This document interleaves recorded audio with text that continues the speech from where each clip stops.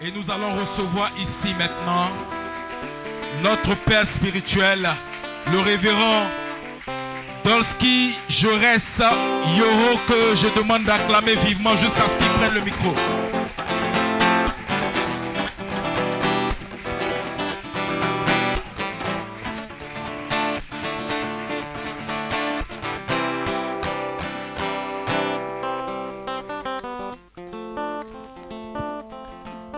Merci Seigneur.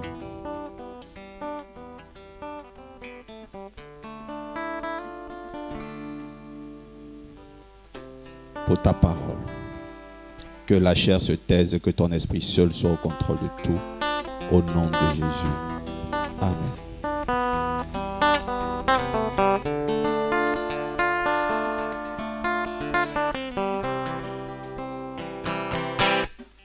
Aïe, aïe, aïe, aïe,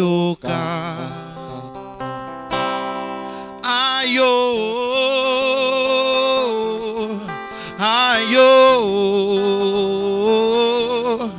aïe, aïe, ka, ka, ka, ka, ka.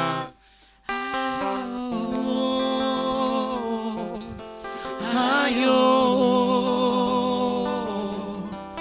aïe, aïe, ka, ka, ka. Eh. Aïe, aïe,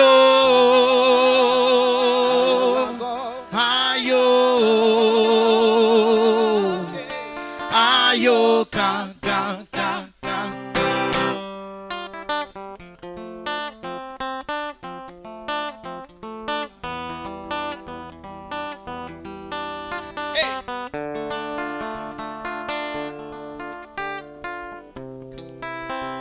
Je te dis, Aïe,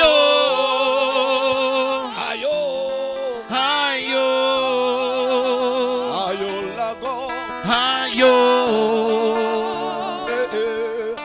aïe, ka, ka, ka, ka, ka. Aïe, aïe, aïe, la goutte à fait. Aïe, je te dis, aïe, ka, ka. Éternel Dieu, aïe, aïe,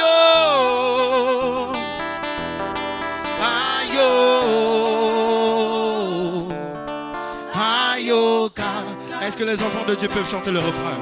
Aïe, Je veux t'entendre chanter, chante. aïe, aïe, aïe, ka, ka, ka. Le peuple de Dieu. je te dis, Je veux t'entendre plus fort que ça. Come on, come on, come on. je veux te dire,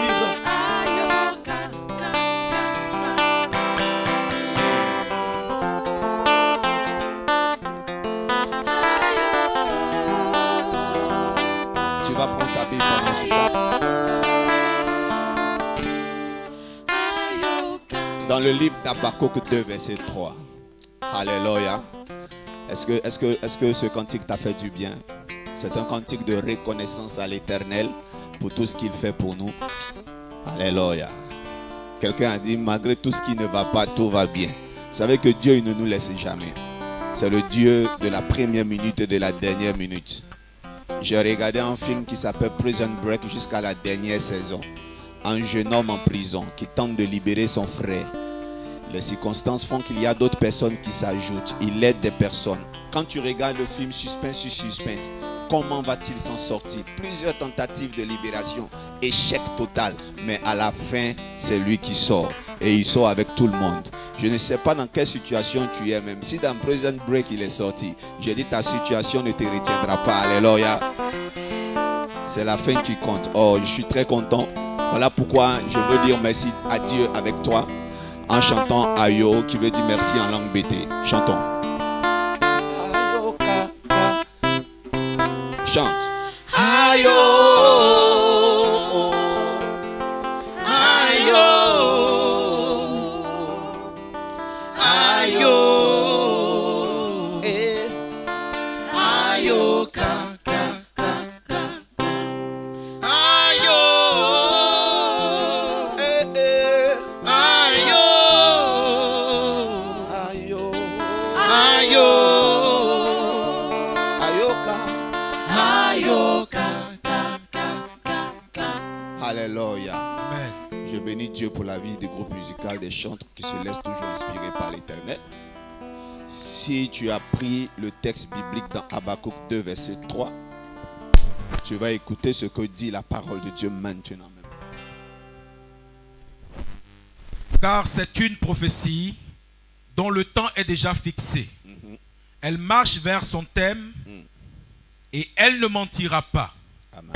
Si elle tarde, attends-la, car elle s'accomplira certainement. Waouh. Waouh. Une autre lecture. Car c'est une prophétie dont le temps est déjà fixé. Yes. Elle marche vers son terme Elle marche vers son thème. et elle ne mentira pas. Elle ne mentira pas. Si elle tarde, Si elle tarde, attends-la, attends-la. car elle s'accomplira certainement. Amen. Amen. Je veux une voix féminine pour lire aussi.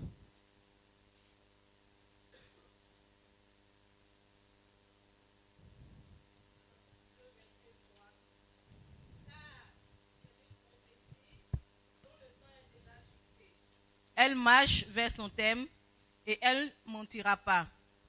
Si elle tarde, attends-la, car elle s'accomplira certainement. Amen. Amen. Quelqu'un d'autre prend Ésaïe 55, verset 11. Ésaïe 55, verset 11.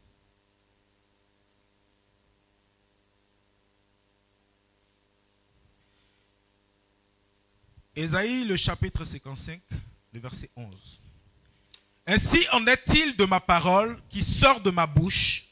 Elle ne retourne point à moi sans effet, sans avoir exécuté ma volonté et accompli mes desseins. Reprends encore. Ainsi en est-il de ma parole qui sort de ma bouche. Uh-huh. Elle ne retourne point à moi sans effet, sans avoir exécuté ma volonté et accompli mes desseins. Une voix féminine.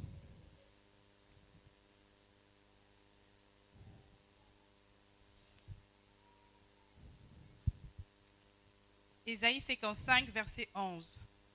Ainsi en est-il de ma parole qui sort de ma bouche. Elle ne retourne point à moi sans effet, sans avoir exécuté ma volonté et accompli mes desseins. Quelqu'un dit Amen. Amen. Merci Seigneur pour ta parole. Mon thème d'aujourd'hui, c'est pourquoi ça tarde. Amen. Pourquoi ça tarde? Que dit la Bible dans le livre d'Habakkuk? C'est une prophétie qui marche. Dis avec moi, qui marche. Qui marche. Vous savez, le verbe marcher est un verbe d'action. Est-ce qu'on dit ça comme ça en français, les verbes d'action et autres? Parce que je sais qu'en allemand, on parle beaucoup de verbes d'action et autres. Je ne sais même plus si en français, il y en a.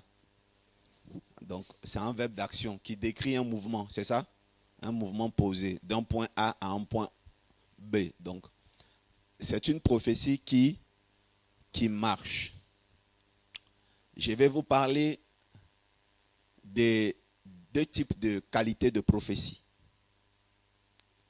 Ou si vous voulez, deux types d'exaucements liés à des prophéties. Mais je préfère deux types de prophéties, deux qualités de prophétie. Il y a des prophéties qui marchent et il y a des prophéties qui apparaissent, donc qui surgissent.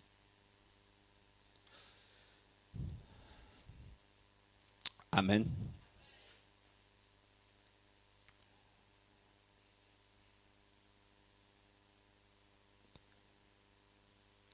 C'est-à-dire que la prophétie connaît ce qu'on appelle des voyages dans l'espace, dans le temps. Donc, les prophéties agissent par des voyages spatiaux temporelle. La prophétie quitte un point à un autre.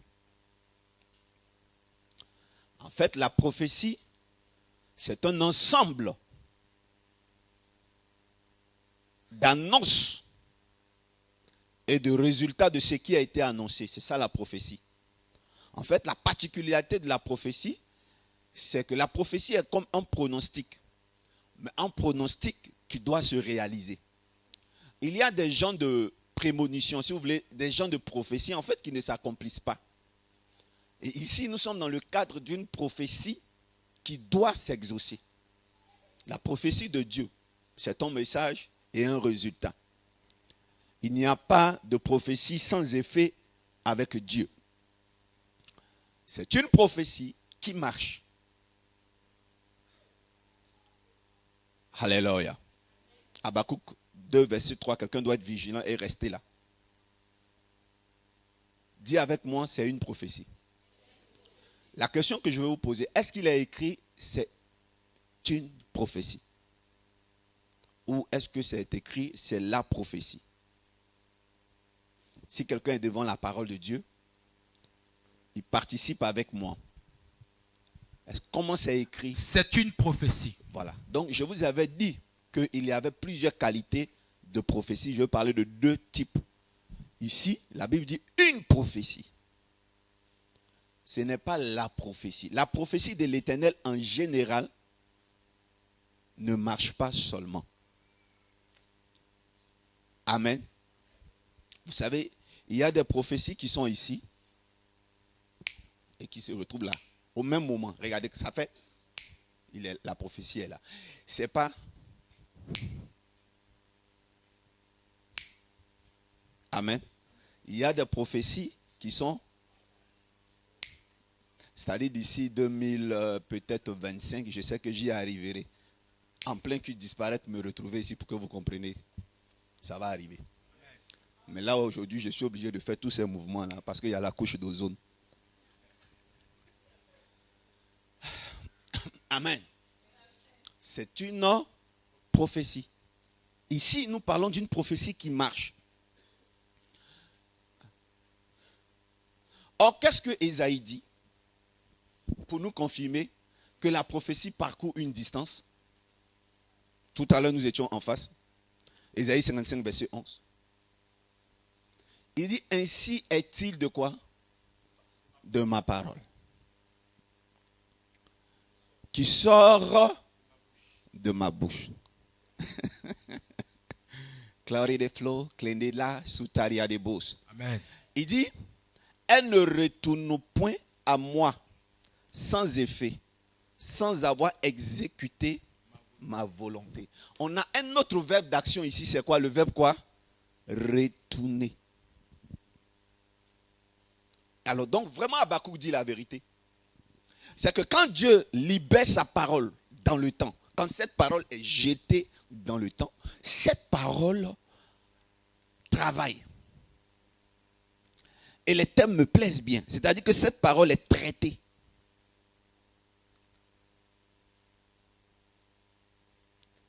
Avant qu'elle n'ait effet, elle est traitée. Elle sort. Amen. Et elle doit revenir à lui. Mais pour revenir à Dieu, il faut que cette parole ait fini de quoi? De s'accomplir. Donc, tant que la parole ne s'est pas accomplie, sa parole ne revient pas à lui. J'ai commencé à dire à une personne que quand Dieu prophétise sur ta vie, il ne peut plus s'en repentir. Si tu n'es pas exaucé, ce n'est pas parce que Dieu dit il ne te donne plus, parce qu'il est fâché. C'est sûrement toi qui as raté ta prophétie. Alors j'ai une bonne nouvelle pour toi. Amen. Ce que tu as raté l'année passée, à la dernière minute, tu devais voyager. Tu es arrivé en retard à l'aéroport. Tu n'es plus parti. Tu as perdu ton billet. Tu as perdu le visa. Mais j'ai une nouvelle pour toi. Tu n'as pas perdu ton voyage. Amen. Tu devais te marier à la dernière minute. Le type, il dit qu'il ne veut plus. Tu ne comprends pas. Ça fait des années, tu demandes pardon. Il n'y a pas de résultat. J'ai une bonne nouvelle pour toi. Le mariage a été annulé. ce jour-là. Mais ton mariage est toujours là. La parole de l'Éternel va retourner quand cette parole va s'accomplir. Alors je dis, pourquoi ça tarde? Pourquoi Dieu peut envoyer sa parole et sa parole va tarder? Puisque Habakkuk décrit la vulnérabilité de la prophétie. C'est une prophétie qui marche si elle tarde. Est-ce que quelqu'un comprend? C'est une prophétie qui marche si elle tarde. Non seulement elle marche, ce qui rend vulnérable la parole de Dieu, la prophétie, parce que quelque chose qui marche a besoin d'énergie. On est d'accord? Une chose qui marche a besoin de force. Et lorsqu'on parle de marcher, on parle de vitesse. Dès qu'il y a la notion de distance, il y a notion de vitesse. Et ce qui confirme dans le même texte qu'il y a notion de vitesse, c'est le terme si elle tarde. Alors le si appelle à la condition. Ça veut dire que la prophétie de l'Éternel n'est pas censée être vulnérable. La prophétie de Dieu n'est pas censée tarder. Mais s'il s'avère qu'elle tarde, il faut l'attendre. Alors, ce texte-là, prêché d'une certaine façon, simple, a créé ce qu'on appelle l'alchimie de la paresse. De façon subconsciente même, je dirais, dans la vie de beaucoup de chrétiens des années 60 à 90. Le chrétien est assis et il attend que la prophétie s'accomplisse. Mais il n'attend pas simplement. La Bible dit que le Seigneur dit à ses apôtres que attendez à la chambre haute. Je vais vous tuer ce matin. Le Seigneur dit, attendez, j'enverrai. Alléluia. Attendez, j'enverrai. Mais vous comprenez que le Seigneur Jésus dit, attendez à la chambre haute. Donc il y a un endroit qui est bien précisé.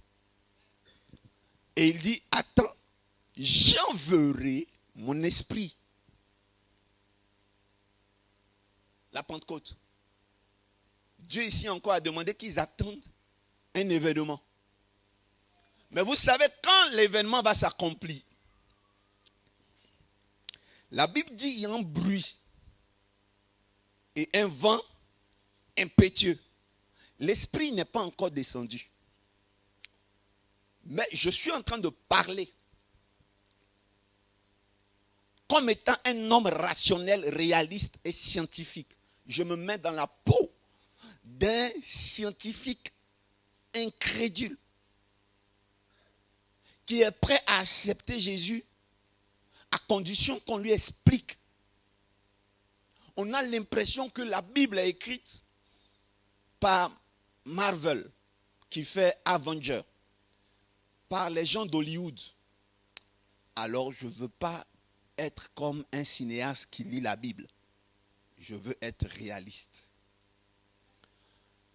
Quand je suis dans une petite maison en hauteur et que le pays a connu beaucoup de séismes, depuis tout petit, on a des réactions systématiques quand on a un soupçon de séisme.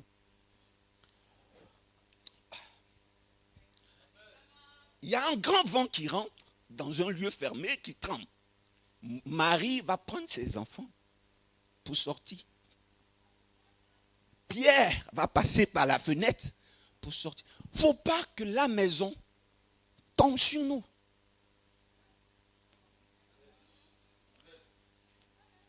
Il ne s'agissait pas du vent que ton pasteur souffle sur ton front pour dire reçois l'onction. Quand Pierre il fait ça, recevez l'Esprit, on peut attendre. Mais on ne peut pas attendre la promesse de l'Éternel dans une maison qui tremble. Oh maman, chandele bébos. On a la psychose des séismes. Et il y a un comportement qu'on a quand il y a un séisme. On se met dans une zone pour ne pas subir l'effondrement. Mais quelle était cette foi qui avait permis à Pierre de rester? C'était parce qu'il avait décodé Habakkuk. Si elle tarde, attends-la. Le verbe attendre n'est pas de rester le temps que ça arrive. Le verbe attendre, c'est de rester malgré les intempéries, le temps que la prophétie arrive.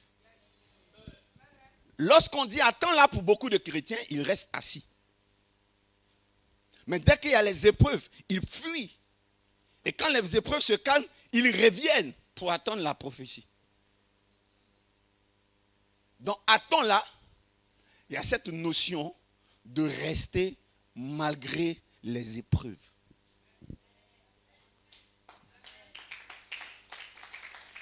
Puisqu'en réalité, la prophétie de l'Éternel est toujours précédée par le ridicule. C'est une loi. Le prophète a dit ici que c'est un système qui est déjà établi. Le système de la pesanteur. Amen. Nous sommes venus trouver ça. Et dans le système divin, dans le règne de l'esprit, avant un exaucement, il y a généralement son contraire. Qui a dit amen bien? Voilà pourquoi les douleurs de l'enfantement précèdent la naissance d'un bébé. Mais beaucoup de chrétiens n'arrivent pas à attendre. Ou ils ne supportent pas, ou ils n'acceptent pas d'être éprouvés pendant que l'homme le plus loin du monde a parlé sur leur tête. Non. C'est l'ignorance qui nous fait faire ça. La prophétie de Dieu, sortie au travers de l'homme de Dieu le plus loin, va forcément connaître une épreuve. C'est tout. Je peux même m'arrêter là ce matin. La prophétie de l'Éternel va toujours connaître des épreuves. Mais maintenant, comment est-ce que nous pouvons faire pour que malgré cette épreuve, la prophétie s'accomplisse vite? C'est la solution. Sinon, je peux m'arrêter là. Mais il faut que je vous dise, qu'est-ce qu'il faut faire pour qu'une prophétie s'accomplisse vite? Touche ton voisin. Qu'est-ce qu'il faut faire? Il n'a pas entendu. Je n'ai pas entendu. Voilà, le message, la question est bien posée et le message est passé. Alléluia. Qu'est-ce qu'il faut faire? Déjà, il faut identifier plutôt ce que nous faisons qui pousse la parole de Dieu à tarder. Et après maintenant, donc qu'est-ce qu'on ne fait pas? Ou si vous voulez, qu'est-ce qu'on fait mal? Comme dans Jacques 4, verset 3. Première raison, Jacques 4, verset 3. Vous demandez Et vous ne recevez pas. Vous ne recevez pas. Parce que vous demandez mal. Parce que vous demandez mal. Continue. Dans le but de satisfaire vos passions. Dans le but de satisfaire vos passions. Donc, première chose, c'est demander mal en convoitant dans la passion. Deuxième chose, se trouve dans Matthieu 6, verset 7. Le deuxième point. Pourquoi tu n'es pas exaucé? Parce que tu demandes mal en ajoutant des mots qui ne sont pas utiles. Quelqu'un me lit ça, Matthieu 6, verset 7. Allons-y rapidement. En priant, ne multipliez pas de vaines paroles. Comme les païens qui s'imaginent ta force de parole, ils seront exaucés. Amen. Amen. Tu peux t'asseoir. En priant, ne multiplie pas de vaines paroles. Qu'est-ce qui peut faire que tu ne seras pas exaucé? Ce n'est pas parce que c'est pas le fait de prier beaucoup qui fait que tu n'es pas exaucé. Ça, c'est l'erreur. J'ai déjà croisé des chrétiens qui disent que moi, je n'ai pas besoin de parler beaucoup. Le Seigneur voit dans mon cœur.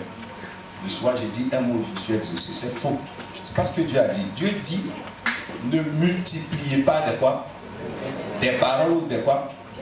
Voilà. Le Seigneur n'a pas dit ne multipliez pas des paroles. Ne croyez pas qu'en multipliant des paroles. Il n'a pas dit ça. Il a dit en multipliant de vaines paroles. Ça veut dire que multiplier les paroles, Dieu n'est pas contre ça. Mais quelles sont les paroles que vous multipliez? Ce sont des paroles inutiles.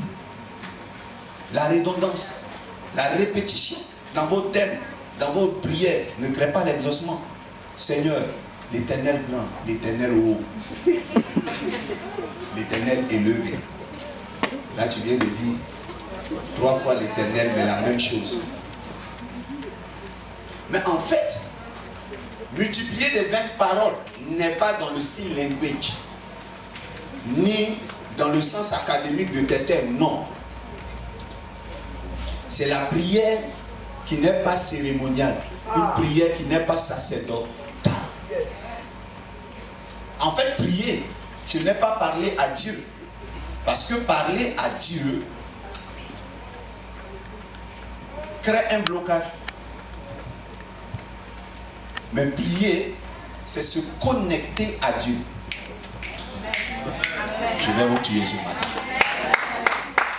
Je suis en train de dire à une personne que le ventilateur qui est là dans cette salle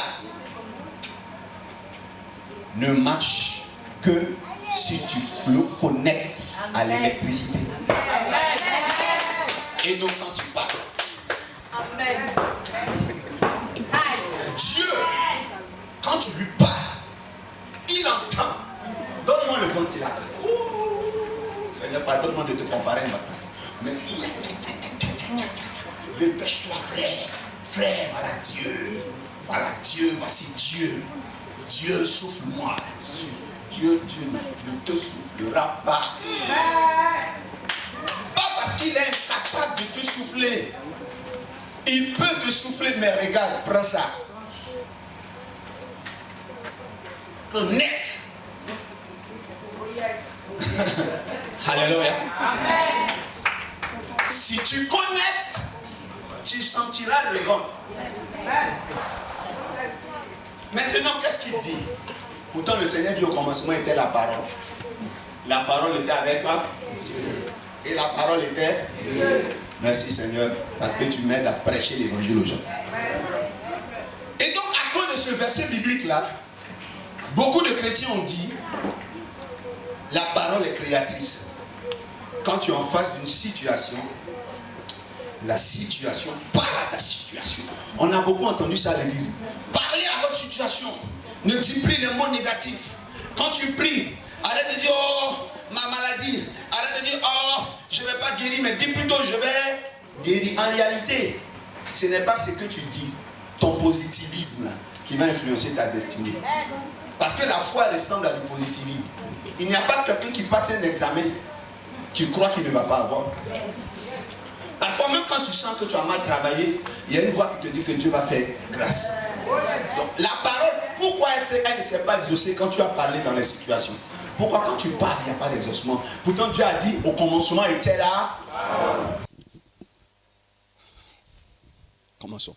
Ça, c'est Dieu. Donc, si vous voulez, le système de Dieu. Lui, il est Dieu, mais la voix de Dieu. Amen. Nous avons besoin que ce ventilateur nous souffle. Et nous disons au ventilateur, souffle. En fait, ce langage que nous avons lancé est arrivé à un système divin qui le comprend. Dieu entend notre parole. Et quand Dieu entend notre parole, lui, à son tour, il connaît le langage de la divinité. Le ventilateur va bientôt s'allumer parce que Dieu va parler à quelqu'un qui est habilité à le faire. Alléluia. Tu sais quoi? Cette personne qui est habilitée à le faire, vous savez elle est où? Vous savez elle est où? Elle est ici. Tu peux venir?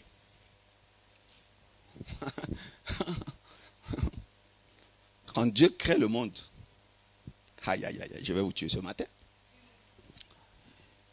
Il met autour de nous tout ce dont nous avons besoin.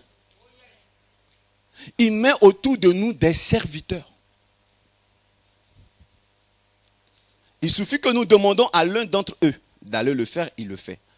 Et ces serviteurs-là sont les seuls qui, sur terre, ont la capacité d'aller dans le monde spirituel et de revenir dans le monde comment? Physique. Alors, ce sont ceux-là que Dieu envoie pour accomplir tout ce que nous désirons. Donc, dans les premières techniques pour être exaucé du chrétien, il parle à Dieu. Seigneur, je veux.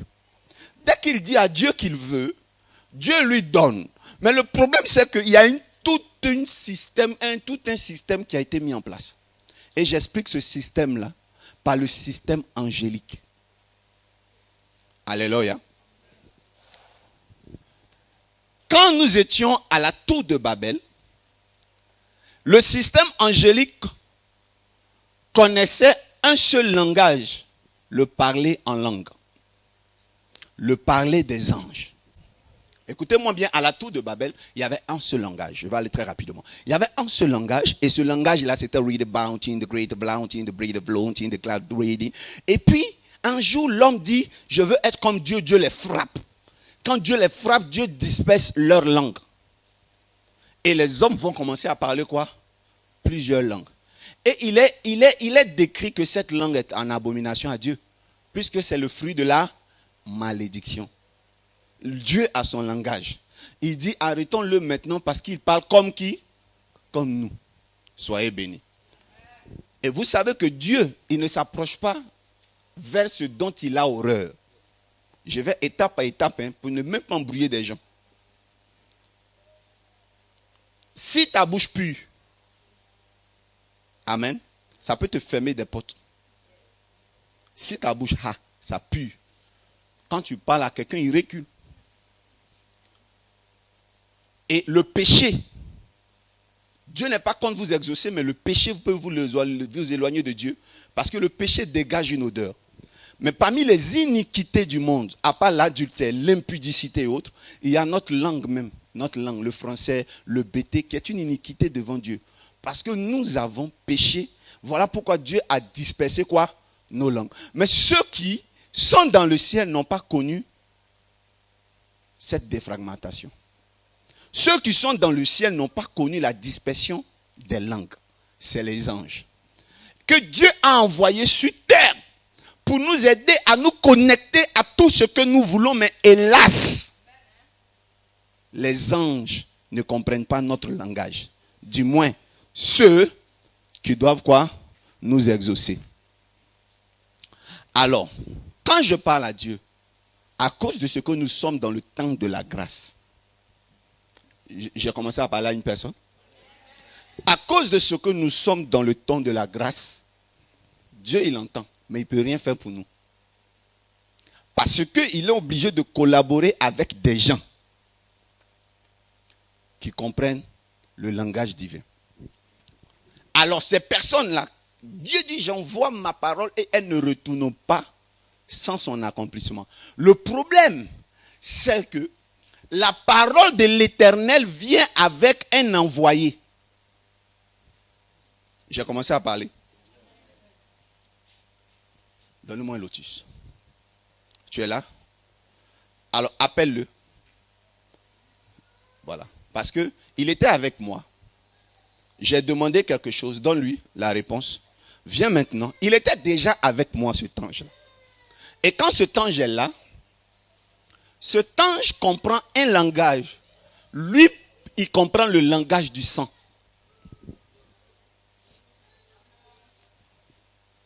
Cet ange-là comprend le langage du feu. Cet ange-là ne comprend pas français. Il ne comprend pas bêté. Il comprend le langage de Dieu. Il comprend le langage des offrandes. Il comprend le langage des signaux. Il ne comprend pas français. Dieu l'a déjà envoyé. Dieu l'a déjà envoyé et Dieu ici ne sera pas son interprète. C'est à nous de trouver les paroles exactes que lui comprend pour nous exaucer. Maintenant, quand Dieu l'a envoyé, la parole doit se retourner à lui. Mais après l'accomplissement. Le problème, c'est que beaucoup d'anges, j'aime la prédication de ce dimanche matin, c'est pour les illuminer, ne sont pas encore retournés à Dieu depuis des années. Parce qu'ils n'ont pas encore accompli leur mission.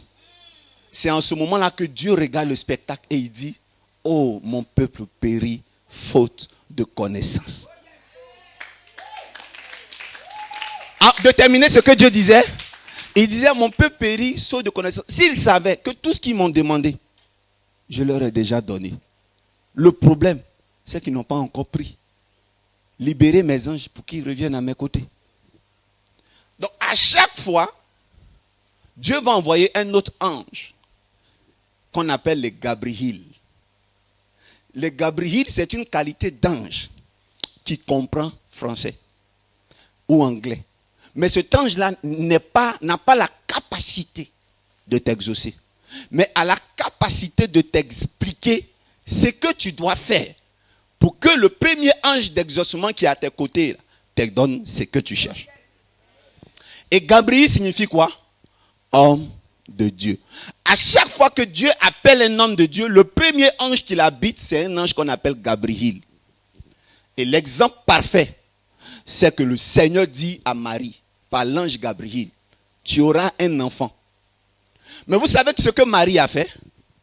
Marie a dit, comment cela se fera-t-il? C'est la question que vous ne posez pas, voilà pourquoi vous n'êtes pas exaucé.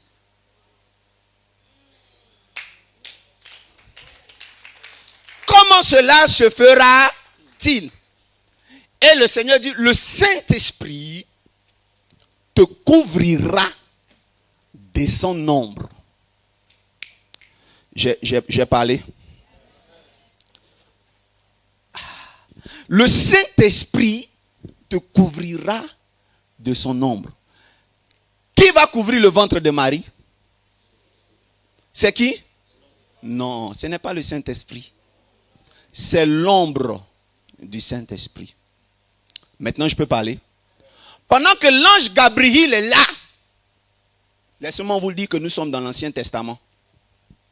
Le Saint-Esprit n'était pas encore là. Le Seigneur a dit, attendez-moi à la chambre haute, j'enverrai mon esprit.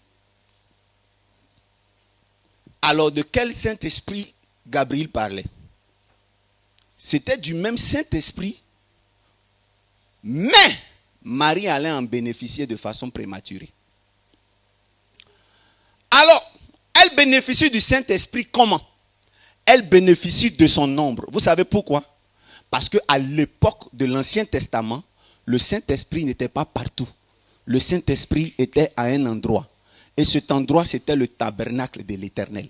C'est là-bas que se trouvait le Saint-Esprit. Or, il y a un homme qui avait accès au lieu très saint, qui était le mari de sa cousine.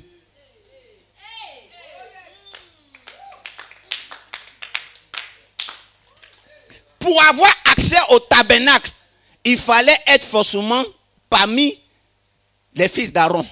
Pour être dans le tabernacle où il y avait le Saint-Esprit, il fallait être un pasteur. Personne n'avait accès à là-bas. Comment Dieu va faire que Marie va arriver là-bas? Marie ne peut pas avoir accès au Saint-Esprit parce qu'elle n'est pas pasteur, parce que les femmes ne servaient pas Dieu, parce qu'elle n'était pas souverain sacrificateur. Mais Dieu savait cela, il a anticipé. Même si tu ne peux pas toucher le Saint-Esprit, mets-toi non loin du Saint-Esprit pour que son ombre te touche.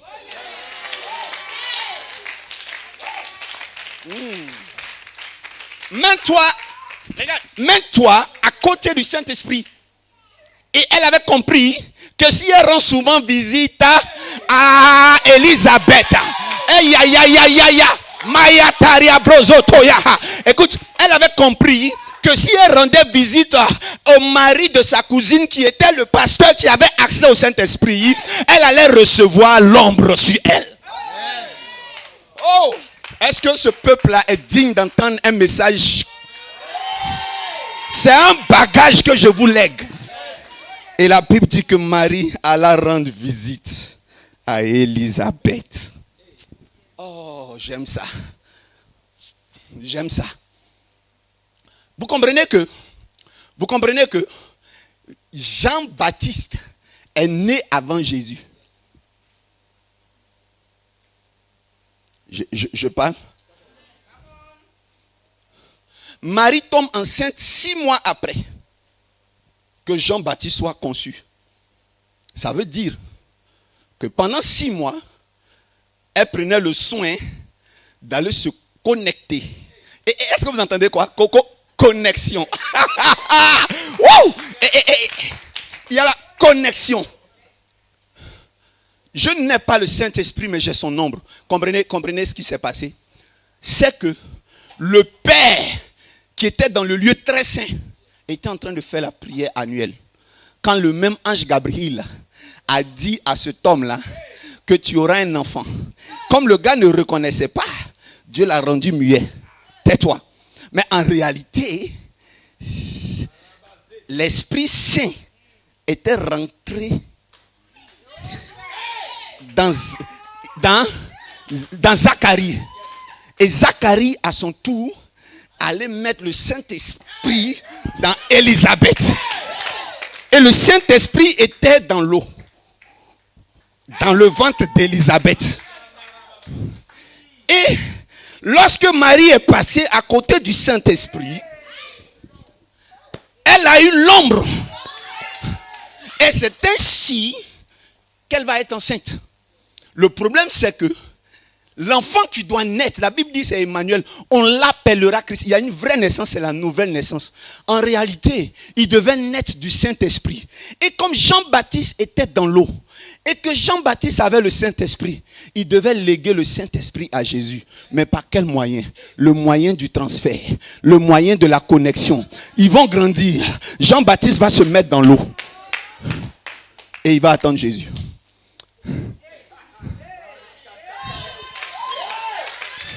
Dis amen bien fort. Dis amen bien fort, je prêche. Quand Jean-Baptiste est dans l'eau, Jean-Baptiste va refaire la scène qu'il avait quand il était bébé. 6 mois après, Marie tomba enceinte. Lorsqu'elle rentre dans la présence d'Élisabeth, la Bible dit que le ventre d'Élisabeth tressaille. En fait, le mouvement qu'il y a eu, c'était un transfert de données de Jean-Baptiste à Jésus. Ce qui s'est passé, c'est que c'était le premier signal du transfert. Le dernier signal, c'est le baptême. Jésus veut se baptiser. Jean-Baptiste refuse. Jésus dit non, c'est important que tu me baptises. Et quand Jean-Baptiste baptise Jésus, le Saint-Esprit maintenant, de façon officielle, descend sur Jésus sous la forme d'une colombe. Tu entends ça? Sans le baptême, il n'allait pas recevoir le Saint-Esprit. Parce qu'en réalité, Jésus, nous tous avons reçu un premier baptême. C'est le baptême du liquide amniotique qui est dans le ventre. Jean-Baptiste était dans l'eau. Quand il transférait pour la première fois l'Esprit en Marie. Quand l'enfant va naître, Jean-Baptiste va se mettre à nouveau dans l'eau. Mais cette fois-ci, les deux ne seront pas dans des eaux différentes. Ils seront dans la même eau. Ça, quelqu'un d'autrement mystique va comprendre. Il le baptise. Quand il sort, en fait, l'acte maintenant est posé comment? Officiellement. Pourquoi? Parce que le ventre représente l'invisible, le spirituel, et l'eau que du baptême représente le physique. La cérémonie qui s'est passée dans l'eau du baptême avait été déjà accomplie dans l'eau, dans le ventre de leur mère. Alors, les anges qui sont sur terre reconnaissent un signal. L'ombre du Saint-Esprit. Dis avec moi la loi de la connexion. La loi de la connexion. Jean-Baptiste a baptisé, Jésus maintenant a le Saint-Esprit. Mission de Jean-Baptiste est venue, ils ont coupé sa tête. Un jour, je vais vous dire pourquoi ils ont coupé la tête de Jean-Baptiste. Tiens. C'est la loi de la restitution. Vous savez que quand Jésus est né, à cause de lui, même si ce n'est pas lui, à cause de lui, ils ont coupé la tête de beaucoup d'enfants sur terre. À cause de lui. Que Dieu soit béni. Mais vous savez, quand ils ont coupé la tête des enfants, on dit la tête des enfants entre 0 et 2 ans. Mais ce qui est bizarre, Jésus, lui, il avait fui pour aller en Égypte, ce qui est normal. Mais Jean-Baptiste devait mourir ce jour-là. Parce qu'il était de la même promotion que Jésus. Il a activé ses dons surnaturels, a disparu. Parce qu'en fait, il devait baptiser Jésus. Quand il a fini maintenant, mon frère, ce qui devait t'arriver quand tu étais petit, on va le faire maintenant. Tu n'attends pas. Hey! C'est la loi de la causalité. Est-ce que je peux prêcher à quelqu'un? Come on, daddy. Et comme j'ai dit, je ne joue pas avec mes fidèles. Il paraît que je prêche, c'est lourd. J'ai dit, moi, je ne m'amuse pas avec vous. C'est une formation commando. Quand vous sortez de la MRI, c'est ceux qui ont compris là, ils sont dangereux dans la société. Je ne prêche pas la nourriture des bébés ici. Ça, c'est une église où quand je vous donne la nourriture, quand tu n'as pas compris, c'est que tu n'es pas digne de mon sacerdoce. Quand le Seigneur Jésus a dit que je parle en parabole, je sais pourquoi. Il dit, je ne veux même pas qu'une certaine catégorie de personnes se convertissent. Ça, c'est pour les illuminés. Oh, je suis en face des 100% d'illuminés. Dis amen. Amen. Alors, voici le Saint-Esprit. Je vais revenir à mon départ. Vous allez regarder comment je fais la fondation de mon message. Écoutez bien, Jésus est maintenant l'incarnation du Saint-Esprit et à son tour à la chambre haute. Il dit à ses apôtres, attendez-moi. Et à eux, il leur donne quoi? Le Saint-Esprit. Et un jour, la Bible dit que les apôtres marchaient tellement fatigués, ils ont demandé aux malades de faire quoi? De se positionner. Et qu'est-ce qui guérissait les malades? Écoute-moi bien, ton homme ne peut jamais guérir si en toi il n'y a pas le Saint-Esprit. Et si l'homme des apôtres commence à guérir, c'est qu'ils sont l'incarnation du Saint-Esprit.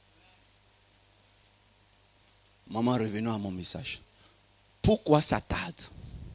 Ça tarde parce que tu parles plus que tu ne te connectes. Pourquoi ça tarde? Parce que tu n'as pas compris le principe de la connexion. C'est pour ça que tu souffres. En fait, voilà ce que le Seigneur leur a dit. Il dit, ne multipliez pas de vaines paroles. Il dit, si vous priez, dites, notre Père qui es aux cieux, que ton règne vienne. J'en veux jusqu'au jour d'aujourd'hui au système d'hier qui a réécrit la Bible. En fait, la prière, notre Père qui es aux cieux, que ton nom soit sanctifié, que ton règne vienne, c'est un psaume. En fait, les Juifs faisaient déjà cette prière. David déjà disait que celui qui habite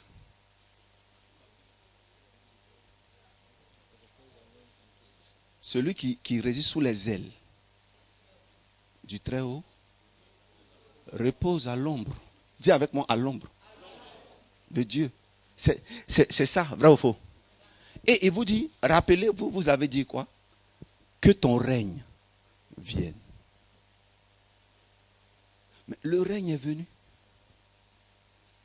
Je suis là et vous priez beaucoup.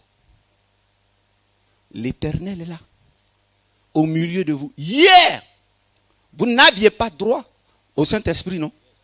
Mais je suis la plénitude maintenant de l'Esprit. Qu'est-ce que vous faites encore à réciter vos sourates là-bas?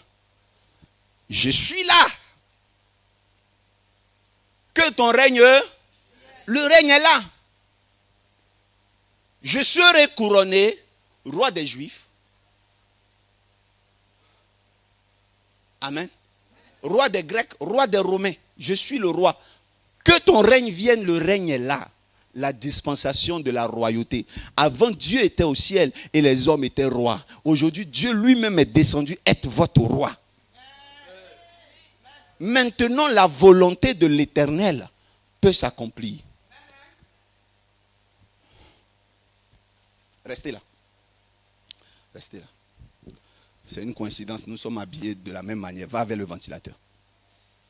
Hein? Vas-y. Reste là-bas. Je vais vous tuer ce matin. J'ai fait la fondation, je termine maintenant.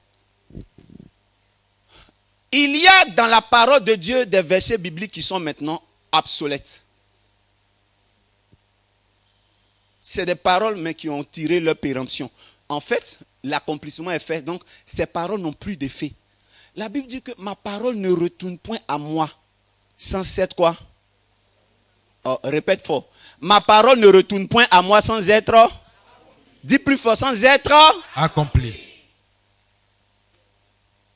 Oh, Habakkuk dit quoi? C'est une prophétie qui fait quoi? Qui marche. Si elle tarde, fait quoi? Cette prophétie aussi est obsolète. Elle est périmée. Quelqu'un demande, papa, tu veux nous dire quoi ce matin? Ce verset-là n'est pas pour vous. Les 2 versets que j'ai lus depuis le matin, ce n'est pas pour vous. Pourquoi ça tarde? Parce que vous êtes encore attachés à des anciens écrits qui ont eu déjà leur effet.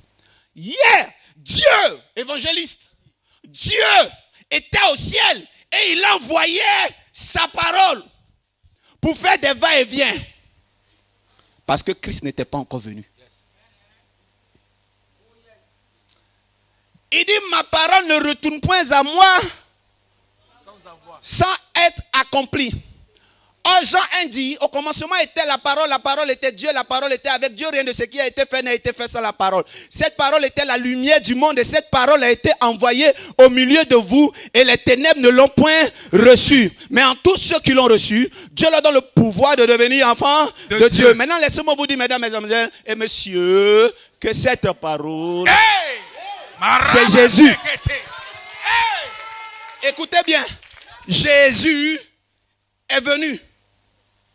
Et à la croix, il a dit quoi? Tout est accompli. Or, qu'est-ce qu'il est écrit dans le texte qui est une prophétie? Il dit, cette parole ne revient pas si elle ne s'est pas accomplie. La parole est venue. Assieds-toi, assieds-toi. La parole est venue sous la forme de Jésus. Elle s'est accomplie. Et Jésus maintenant pouvait être enlevé pour aller au ciel. Depuis que la parole parfaite est montée, Dieu n'envoie plus sa parole pour qu'elle revienne. Sa parole est au milieu de nous. Non. Ce n'est pas seulement que la parole simple. C'est la parole et l'exaucement, les codes et les clés qui sont déjà au milieu de nous. Elle ne retournera plus, elle retournera à notre mort. Le système de va-et-vient est fini. Toutes les clés, tous les codes sont déjà avec nous. Si tu n'es pas exaucé, c'est parce que tu n'as pas pris ton code. Si tu n'es pas exaucé, c'est parce que tu n'as pas pris le réma de ta délivrance. Écoutez-moi bien. C'est une prophétie. Si elle tarde, attends-la. Quand on dit tarder, il y a la notion de temps. Fils, la notion de temps, le temps. Tu comprends? Le temps.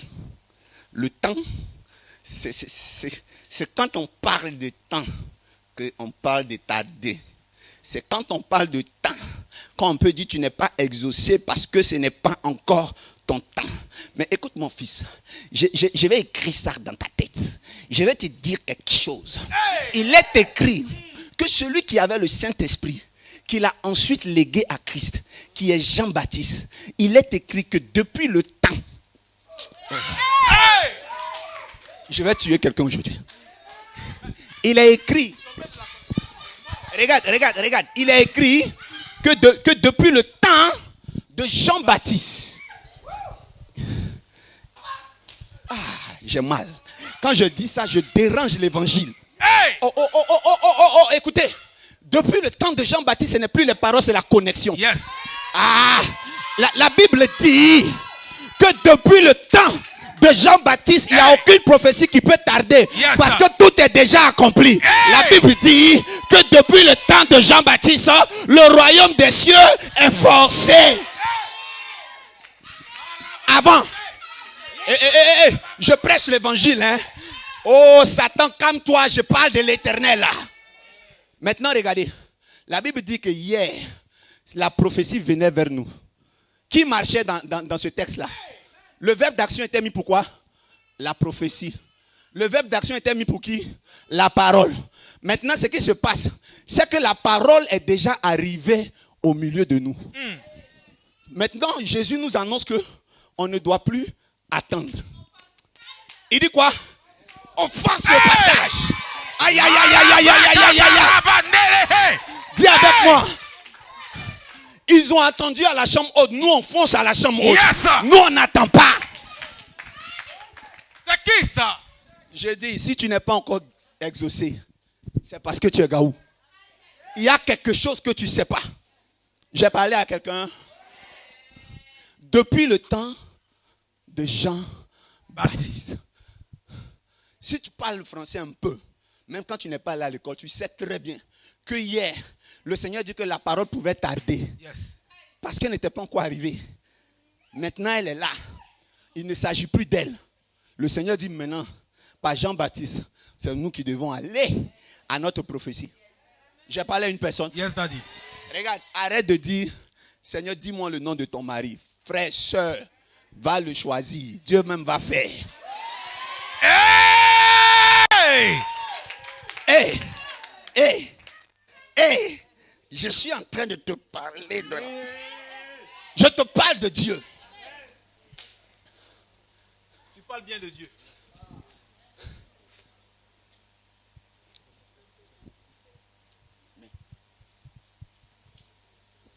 Amen. Écoute bien. Je te donne une révélation. Maintenant, c'est comment être violent. Dis amen bien fort. Dis avec moi la loi de la connexion. La loi de la connexion. Reprends la loi de la connexion. Il y a la connexion avec le Saint-Esprit pour que ton ombre te touche. Yes. Une façon d'être exaucé. Prenez vos bics. Prenez vos bics. Prenez vos stylos. Prenez vos stylos. J'ai dit quoi là? Dis là. La connexion. Amen. De lui et de celui-là, qui est plus proche du ventilateur? Alléluia. Qui est plus proche du ventilateur? Le Qu'est-ce surnaturel. qui sera plus facile entre les deux? Qui va faire facilement ce que tu désires? Il existe d'abord ce qu'on appelle l'ombre du Saint-Esprit sur terre. Ils ont le Saint-Esprit, vous avez le Saint-Esprit.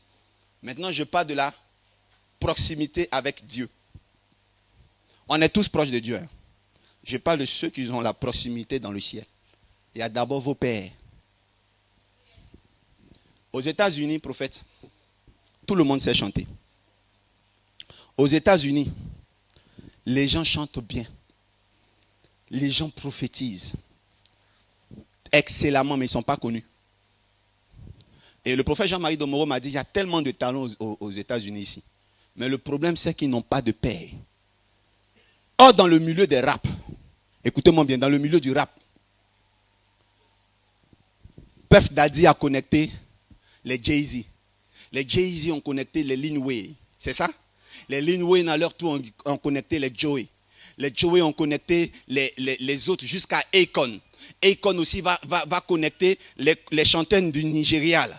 C'est Akon qui va les introduire, les Yemi Alade, tout ça aux États-Unis. Il va accepter de faire des featuring avec eux. Hein? Il a connecté les jumeaux, la P-Square. Les P-Square à leur tour vont connecter d'autres personnes. C'est la loi de la... Quand tu as quelqu'un, tu ne fais pas d'effort. Chrétien, quand tu es seul, tu vas faire des vaines paroles. Tu vas prier beaucoup. J'ai parlé à quelqu'un. Si vous êtes seul, vous souffrez. L'un des premiers secrets, connectez-vous. Jésus s'est connecté. Oh, il était plus puissant que Jean-Baptiste. Il est obligé de se connecter. La prophétie dit, c'est l'ombre du Saint-Esprit qui va te guérir. Parce que tu n'as pas accès au Saint-Esprit, mais au moins à l'ombre. C'est là, par l'ombre là, que ta mère va te mettre au monde. Mais maintenant, pour que le Saint-Esprit maintenant vienne à toi, quand tu vas grandir par le baptême, tu auras le Saint-Esprit. Maintenant, lui, il a commencé à travailler, il a déjà dit à la croix, tout est accompli, non? Et ce même Jésus a déversé en ses apôtres quoi? Le tout est accompli. Donc, pour pouvoir avoir toi, ton tout est accompli, tu ne dois pas rester à la maison, dis, je prie dans ma chambre. Va te connecter à un apôtre, ton père. Une des raisons pour lesquelles vous n'êtes pas exaucé, vous ne savez pas vous connecter au Père. Et le 13, on va parler. Les fils sont des solutions. Vous allez comprendre le mystère et le secret de la connexion. Père, fils. Vous savez ce que Dieu bénit? Dieu bénit le Dieu des pères. La prophétie et l'exaucement répondent au Dieu des pères. Ce n'est pas à l'Éternel des armées seulement. C'est au Dieu de quoi? C'est le Dieu des pères qui bénit les fils. Donc si tu n'as pas de père, le Dieu d'Isaac et de Jacob, le Dieu de ton père Dolski ne te bénira pas. Dis-moi qui est ton père spirituel. Je te dirai pourquoi tu es encore là. Connecte-toi. Il y a des gens qui ont des pères, qui ont des mentors. C'est un prophète qui me suit. C'est une prophétesse qui me suit. Tout cela te suivent. Ce qui est bien. Mais je vais vous dire, on peut avoir une église, on peut avoir des hommes de Dieu sans avoir un père. Tu peux avoir des gens qui te suivent. Quand tu finis de prier, te donnent une offrande. Mais c'est différent d'avoir un père.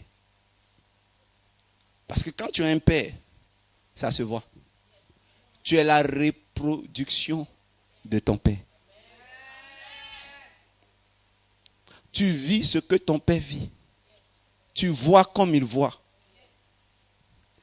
Quand l'huile coule sur la tête d'Aaron, l'huile se répand sur tout le corps. Comment faire pour être exaucé? Parce que je viens de vous dire pourquoi vous n'êtes pas exaucé. Première chose, connexion. Que l'ombre du Tout-Puissant, de votre Tout-Puissant, le maître vivant de votre époque, vous couvre. Parce qu'en réalité, les anges qui sont autour de vous, comme j'ai dit, ils ne comprennent pas votre langage. Ils comprennent le langage des signaux. Est-ce que c'est difficile à comprendre? Il y a des hommes de Dieu qui sont allés faire des délivrances. Il dit au nom de Paul et de Jésus que Paul prêche. Démons sortez. Les démons ont dit quoi? Je connais. Donc je connais Paul. Mais ce n'est pas votre père. Je connais Jésus. Mais vous n'êtes pas ses apôtres. Menteurs. Et les démons les ont frappés. Les démons vous identifient par qui est votre père. Quand on parle de l'apôtre Paul, là, quand on parle de l'acte des apôtres, quand on parle est-ce que Jésus est sur terre où il est parti? Nous sommes dans le Nouveau Testament, nous sommes dans le temps de l'Église. Mais des démons pour partir, on dit, nous on connaît qui? Ton père est connu dans le monde spirituel. En fait, le démon ne part pas parce que tu es oint. Le démon part à cause du Dieu de ton père. Parce que quand on presse ça, on dit c'est l'Ancien Testament. Mais même dans le Nouveau Testament, des démons, avant de capituler, ont exigé d'abord de connaître la paternité de ces délivreurs-là.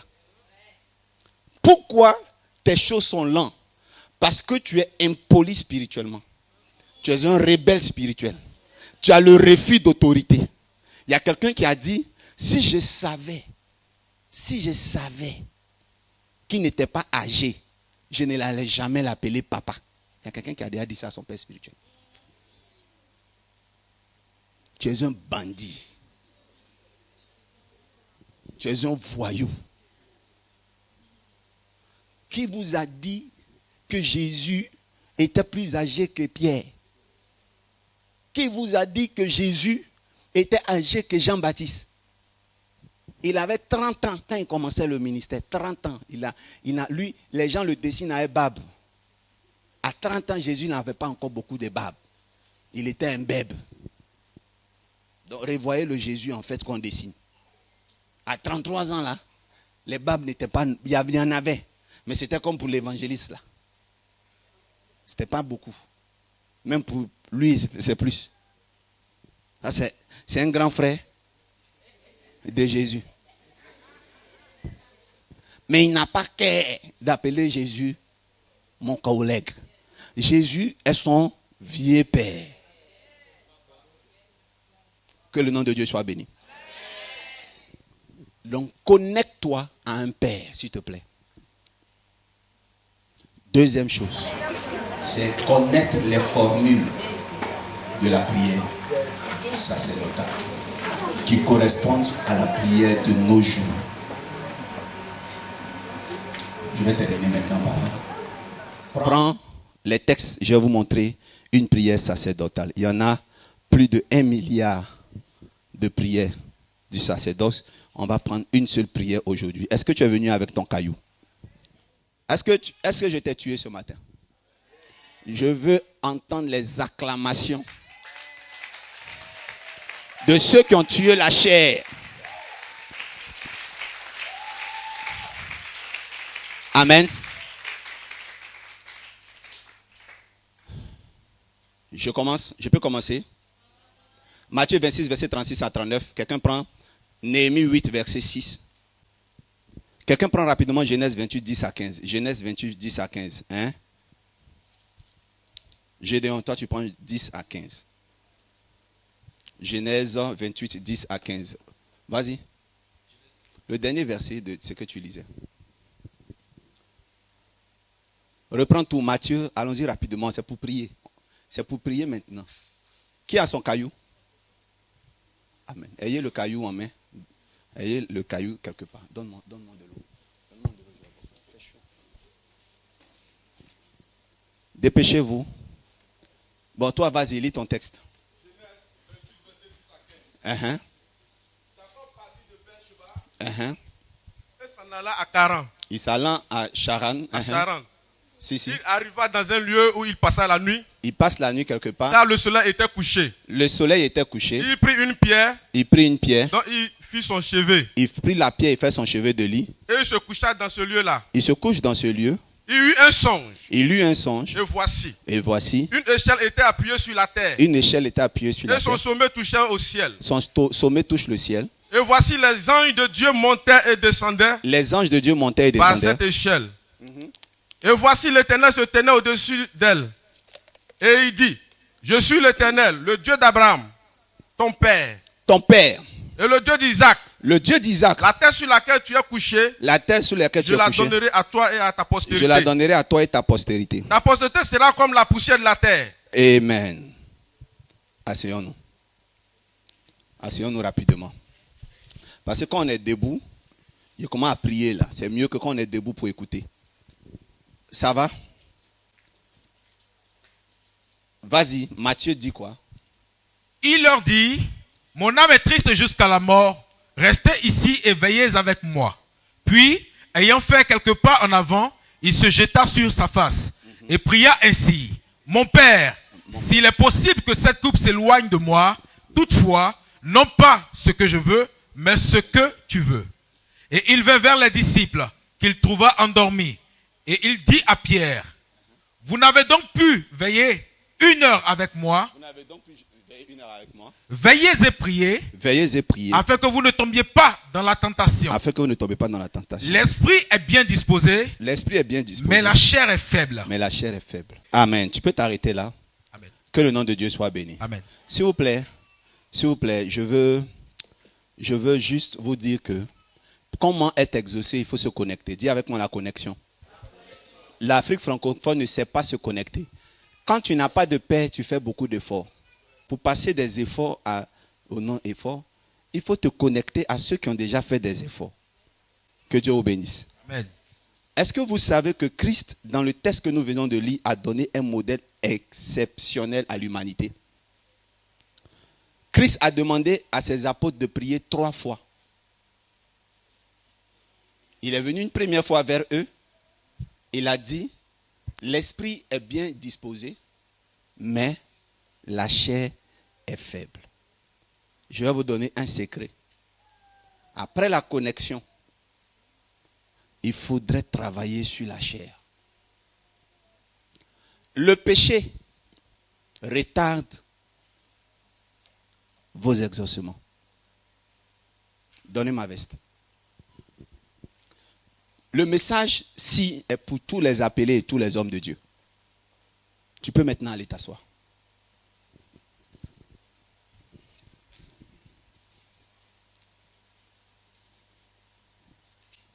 J'ai chaud, mais je vais quand même porter ma veste parce que c'est avec ça que je vais prêcher.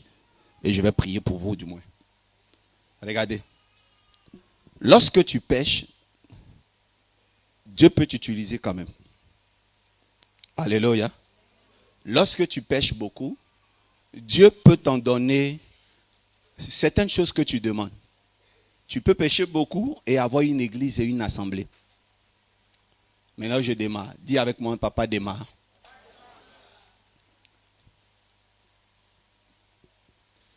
Quand la parole de Dieu a été envoyée, tout est déjà accompli.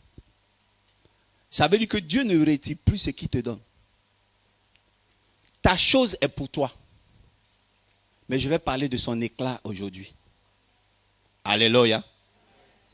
En réalité, quand tu as un don, le don est comme un habillement.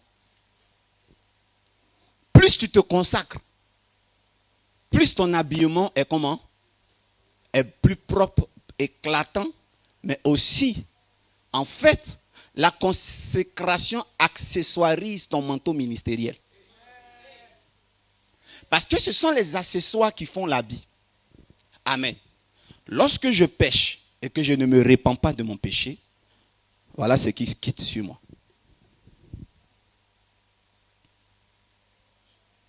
Est-ce que je suis nu?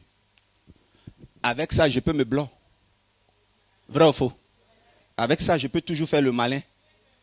Quand je pêche encore, que je ne demande pas pardon, qu'est-ce qui se passe? Il y a un autre accessoire. Est-ce que je suis nu? Donc j'ai un ministère, Dieu m'utilise toujours, donc je m'en fous. Vrai ou faux? Quand je vais encore pécher, qu'est-ce qui quitte?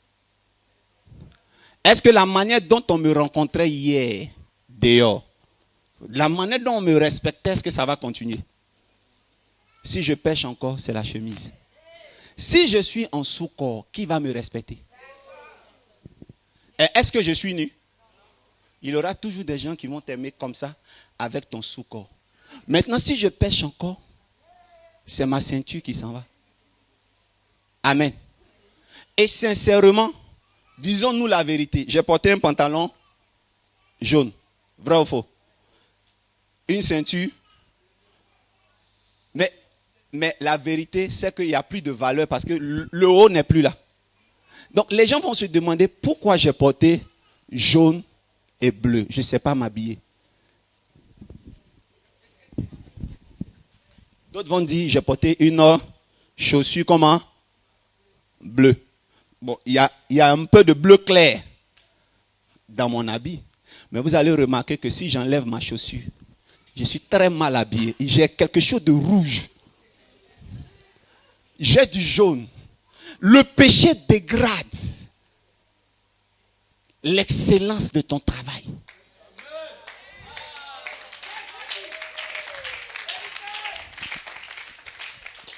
Il dit l'esprit est bien disposé, mais la chair est faible. Le main, là, veut dire que Dieu peut travailler. Mais parce que tu pêches, les choses sont lentes. Donc après s'être connecté, il faut se consacrer. Je répète, non? Après s'être connecté, il faut se consacrer. Beaucoup de ministères souffrent. Il y a l'onction, le pasteur a une dimension spirituelle, c'est vrai. Mais le responsable de pourquoi ça n'avance pas, ça pourrait être toi-même. Si tu te consacres, si tu te retires, que tu fléchis genoux devant l'Éternel, tu verras sa gloire. Tu verras sa gloire. Alors, les plaintes dans la maison de Dieu sont liées à l'iniquité. Ce n'est pas lié au parce que vous ne priez pas bien. Vous ne pouvez pas prier quand la chair est faible. Et Jésus était obligé de revenir. Et vous savez qu'est-ce qu'il a fait pour restaurer le problème? La Bible dit qu'il se jeta comment? À terre, face contre terre. Le front contre la terre. Qui a fait cette prière? C'est Jésus. Ça fait combien de temps que tu ne t'es pas prosterné pour prier Dieu? Ça fait combien de temps que tu ne t'es pas humilié dans la présence de Dieu? Réalise. Je te dis la vérité. Deux choses pour lesquelles tu ne te prosternes pas dans la maison de Dieu. Tu abuses de la grâce. Il y a une voix qui te dit on a tout le temps pour pécher. Il faut muter. C'est le volume de la télé. Il y a une manière de muter, tu diminues le volume.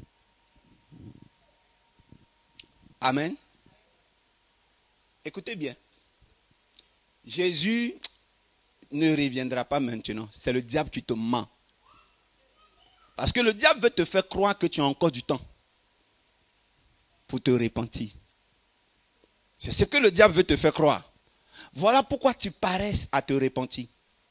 Il y a une autre personne qui dit, je n'ai pas encore fini de pécher. Donc je préfère pécher bien et après, je vais me ranger. Tu es un escroc spirituel. Tu es un anarcheur spirituel. Tu es un bandit. Tu es un voyou. Et Jésus s'est prosterné, il a mis le front sur la terre pour négocier quelque chose d'impossible. Il a dit quoi? Il a dit, si cela est possible, que je ne boive pas de contenu de cette coupe. C'est pour ça que je fais cette prière. Je vais vous donner un troisième secret. Il y a se connecter, premier secret. Deuxième secret, il a fait son mea culpa, se consacrer à l'Éternel. Le troisième secret maintenant, c'est avoir des secrets, des codes. Dans la prière de Jésus, il y a un code. C'est l'une des prières les plus anciennes qu'Israël a pratiquées. Mettre le front à terre. C'est ce que les musulmans ont gardé. Il y a un secret d'en mettre le front à terre. Dis amen bien. Se prosterner, non, c'est extraordinaire. Prends le livre de Néhémie. Prends Néhémie rapidement. Néhémie 8, verset 6. Néhémie 8, j'aime ceux qui trouvent les textes bibliques rapidement. Nous, avant, on tournait la page, donc ça durait. Parce que souvent, on ne savait pas si Néhémie était avant Esdras, on faisait comme ça. Mais maintenant, vous avez la technologie. Lis. Esdras bénit l'Éternel, Esdras bénit l'Éternel, le grand Dieu, le grand Dieu, et tout le peuple répondit, et tout le peuple répondit, en levant les mains. il levait les mains. Amen. Amen. Amen. Amen. Et ils s'inclinèrent Il s'inclinait. et se prosternèrent devant l'Éternel, Il se prosterne devant l'Éternel, le visage contre terre. le front contre la terre. Genèse 17, verset 3 dit, Abraham tomba sur sa face et Dieu lui parla en disant, Moïse et Aaron tombèrent sur leur visage en présence de toute l'assemblée réunie des enfants d'Israël. Nombre 14, verset 5. Ok, amen. Amen. Nombre 16, verset 22. Ils tombèrent sur leur visage et dit, ô Dieu, Dieu des esprits de toute chair, un seul homme a péché et tu t'irriteras contre toute l'assemblée. 1 Chronique 21, verset 16. David leva les yeux et vit un ange de l'Éternel, se tenant entre la terre et le ciel et ayant à la main son épée nue tournée contre Israël. Alors, David et les anciens, couverts de sacs, tombèrent sur leur visage. Ézéchiel 1, verset 28. Tel l'aspect de l'arc qui est dans la nuit. Tu vois un peu plus loin qu'il tombait à cette vue sur sa face. Très bien. Luc 17, verset 16 aussi. Il tomba sur sa face aux pieds de Jésus et lui rendit grâce. C'était un Samaritain. Que Dieu vous bénisse. Donc, il y a un secret dans se prosterner, mais donner une connexion à la tête et le sol. Je vous dis que je vais vous donner un des secrets les plus anciens parmi 1 milliard de secrets qu'un père a. Première révélation, se connecter. Deuxièmement, c'est quoi? Se consacrer. Dans la consécration, il y a le repenti, la sanctification, n'est-ce pas? Maintenant, je vous dis les secrets. Un secret, c'est la tête. Nous allons connecter notre tête à la terre, mais pas n'importe quelle terre. La terre avec la pierre que vous avez. D'où Genèse 28 que je vous ai demandé de lire. Alors, Jacob arrive dans un endroit, Charan. Il fuit le problème qui est son frère qui cherche à le tuer. Il veut réussir. Il arrive à un endroit, il prend un caillou. Il dépose le caillou et il fait du caillou quoi? Son oreiller. Je ne sais pas pourquoi, s'il n'avait pas de tissu, s'il n'avait pas de lin, s'il n'avait rien, mais il prend un caillou. Est-ce que c'est confortable de mettre la tête sur un caillou? Mais il met la tête sur un caillou. Il y a un problème de confort. Un problème de confort. Il n'est plus confortable. Mais il dort en priant Dieu. Dès qu'il connecte sa tête au caillou, une vision lui apparaît. Il voit quoi? Les anges comment? Et descendent. Mon téléphone. Il voit quoi? Les anges monter. Aujourd'hui, tu vas prier avec ton caillou. Tu vas te prosterner, tu vas mettre la tête sur le caillou. Ce que beaucoup croyaient, c'est qu'en se prosternant, pour demander pardon, Dieu nous pardonne. Ce n'est pas la prosternation même qui engendre l'accélération de la voix de Dieu. C'est l'action de mettre la tête au sol qui connecte un réseau d'anges qui ne comprennent pas français. Ils connaissent la loi de la connexion de la frontanelle avec l'origine.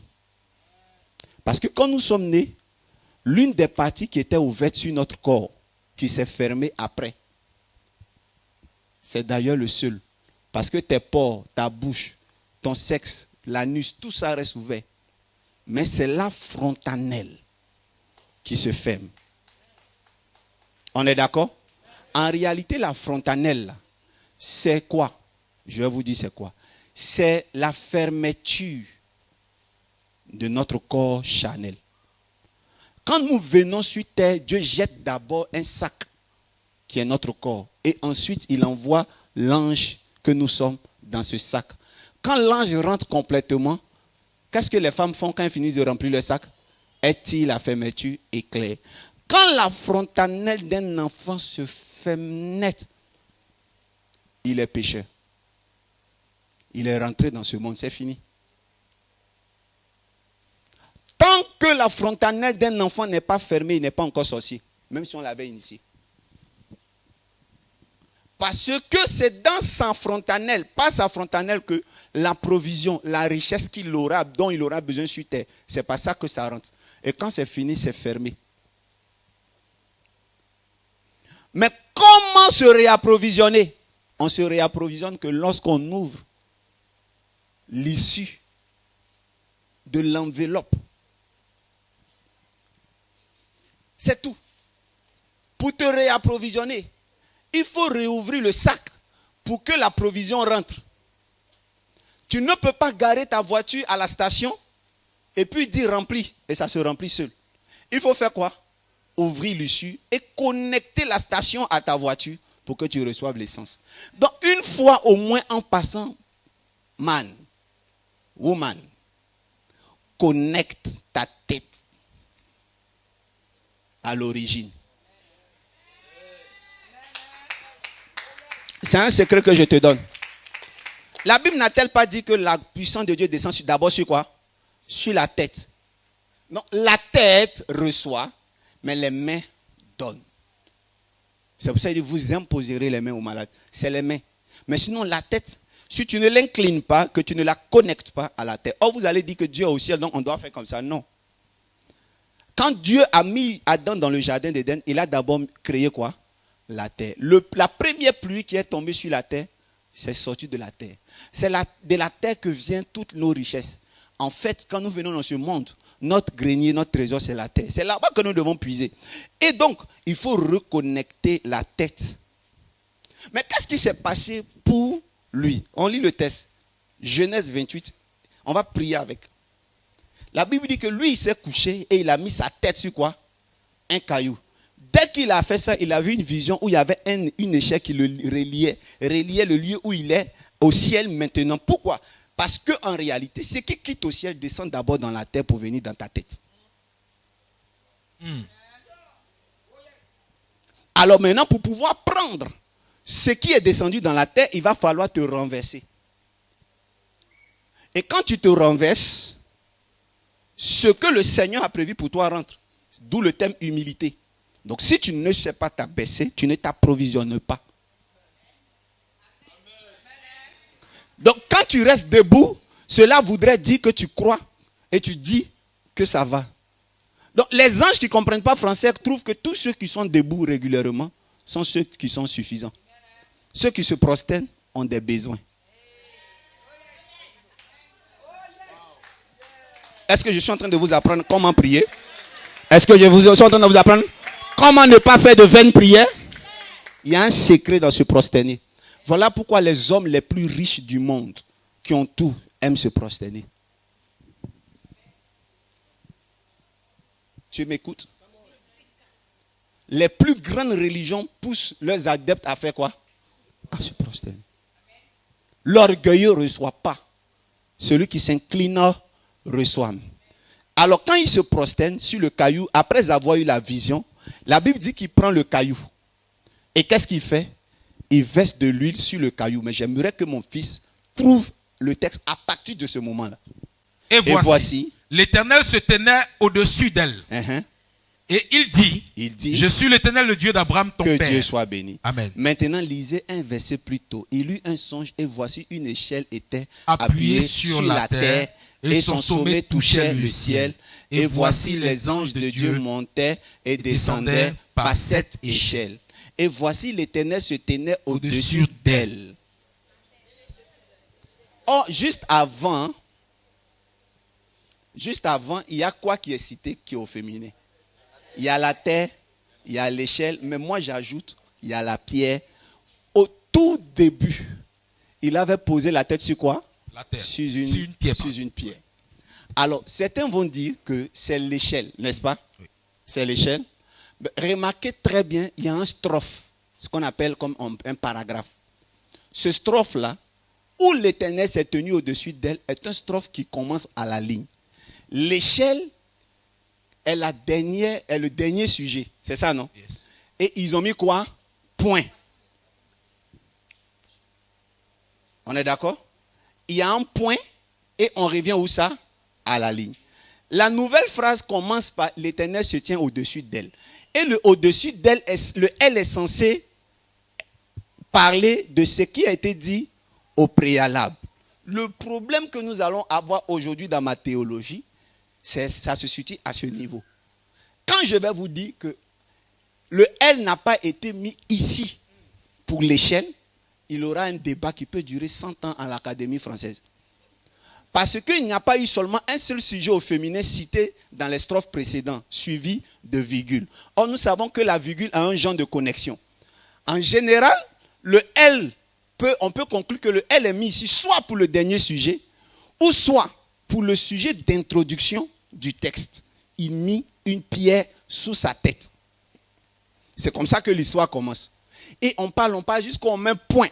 Donc on peut dire que le elle ici est mis pour la pierre. Il se tenait au-dessus de l'endroit où se trouvait quoi?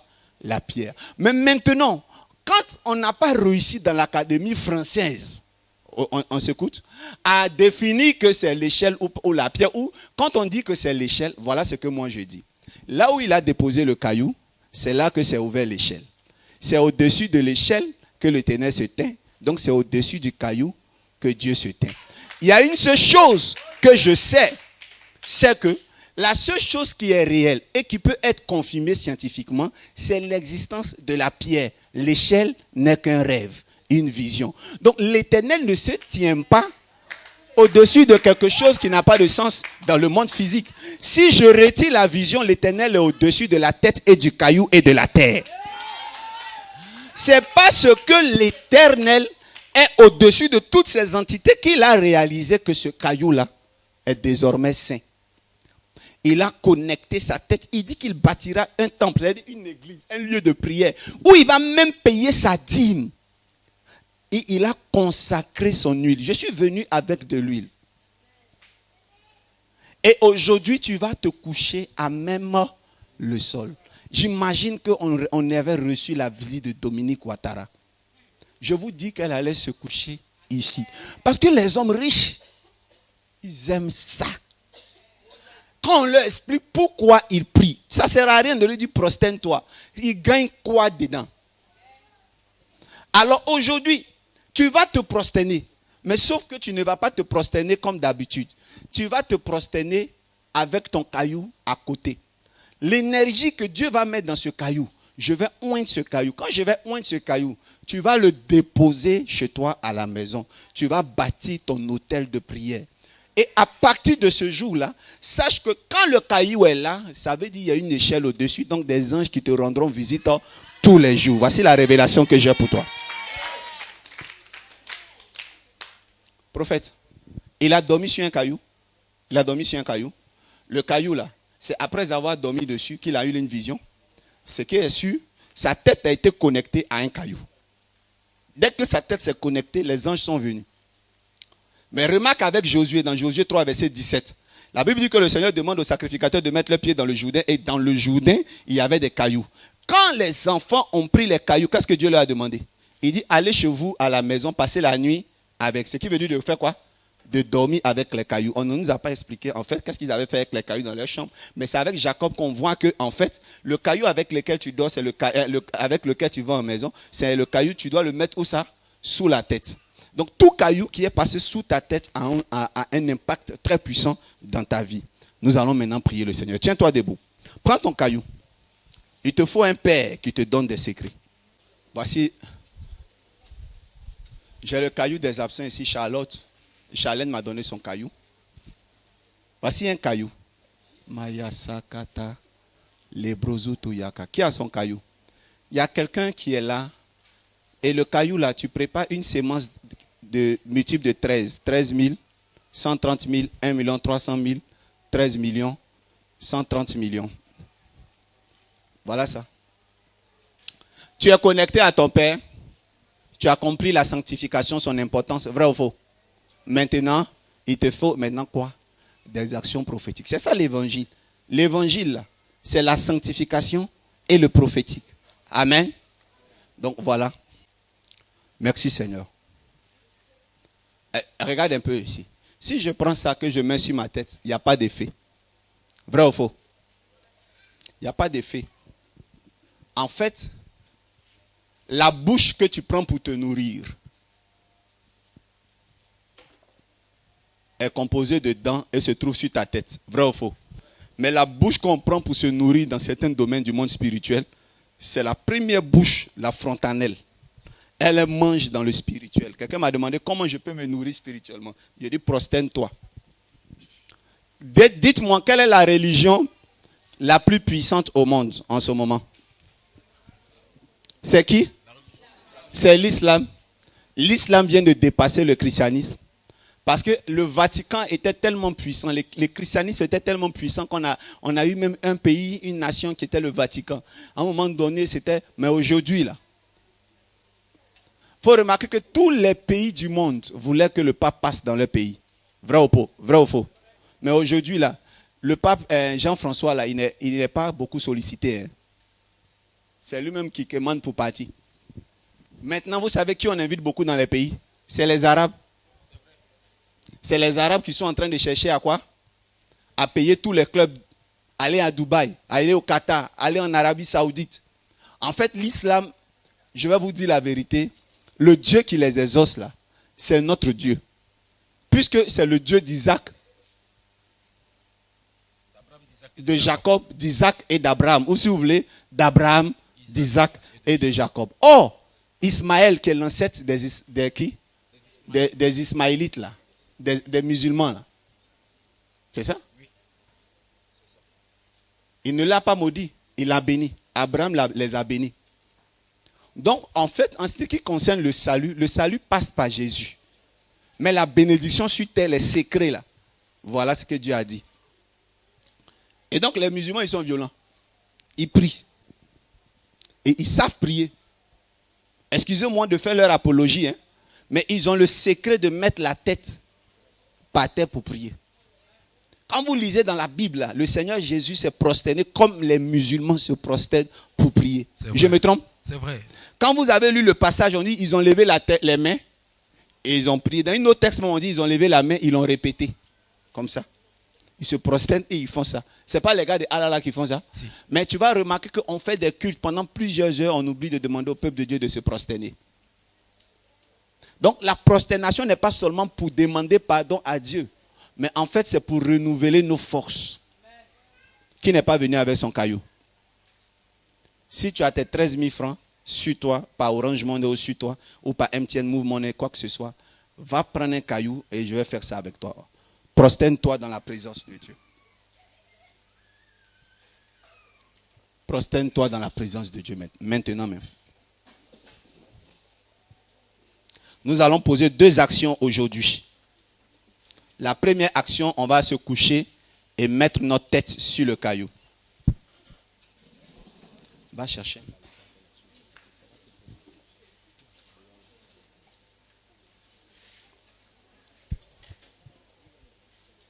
C'est bon. Va chercher le caillou. Tu n'as pas l'argent. Tu as ton caillou. Rentrez au temple, vous qui êtes dehors. Si vous voulez, vous pouvez rentrer au temple pour faire la prière. Si vous voulez rester là-bas aussi, il y a de la place ici. C'était juste pour vous dire qu'il y avait de la place. Couchez-vous et mettez sur votre tête le caillou. Sous votre tête, sous. Ok. Tu as tes 13 000 francs, non?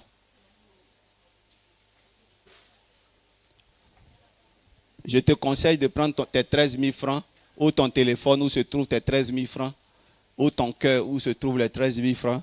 Il faut te coucher. Il faut placer ça à côté ou en dessous du caillou.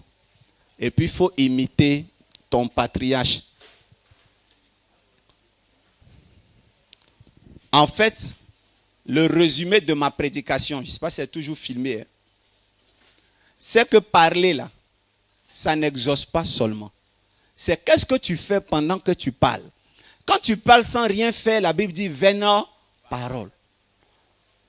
C'est ce qui est bien chez les mystiques. Un mystique, quand il veut envoûter une femme, s'il dit que toi tu seras ma femme, il va aller faire des cérémonies. Il ne prie pas, il ne dit pas tu seras.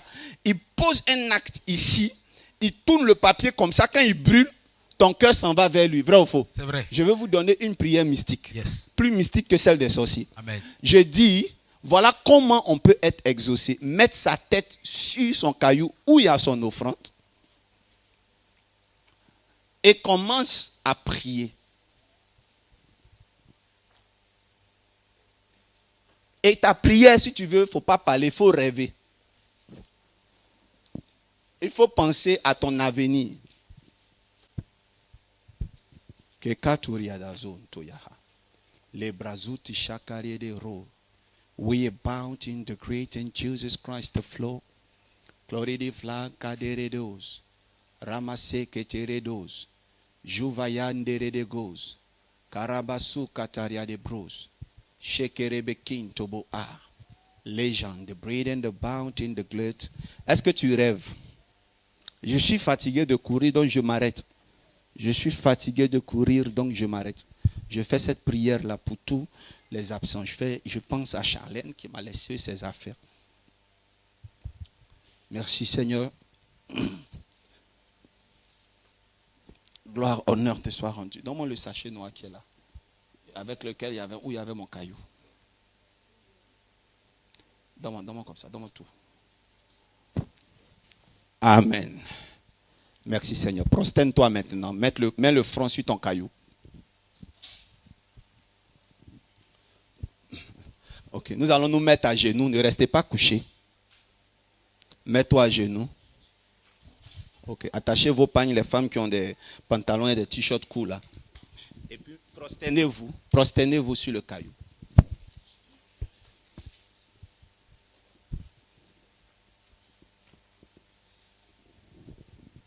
Que Dieu renouvelle toute l'onction dans votre vie. Que Dieu renouvelle sa puissance dans vos vies. Nous allons dire, Seigneur, je te demande pardon. La souillure a fait tomber tout l'éclat angélique qui était en moi. Renouvelle-le-moi. Renouvelle-le-moi au nom de Jésus. Renouvelle-le-moi au nom de Jésus. Renouvelle-le-moi au nom de Jésus. Renouvelle-moi au nom de Jésus. Kakato sukuturia. Tiens-toi debout avec ton caillou.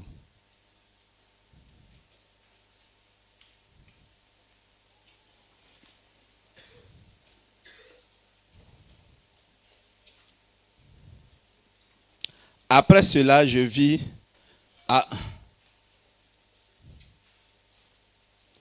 alors un ange puissant, alors un ange puissant prit une pierre qui ressemblait à une grande meule et il le jeta dans la mer en disant, c'est avec la même violence que Babylone, la grande ville, sera jetée à bas et on ne la retrouvera plus. Dis Amen bien fort. Quand Dieu veut faire tomber la Babylone, il jette une pierre à terre. Alléluia. Prends ton caillou. Ne blesse personne à côté de toi, mais regarde, symboliquement, fais comme ça. Je jette ce caillou contre toute adversité.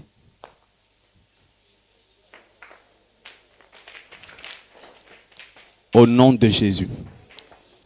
Quand le Seigneur a donné une révélation à Nathanaël, il lui a dit, ne te réjouis pas de ce que j'ai dit ta vie, mais réjouis-toi maintenant de ce que quoi?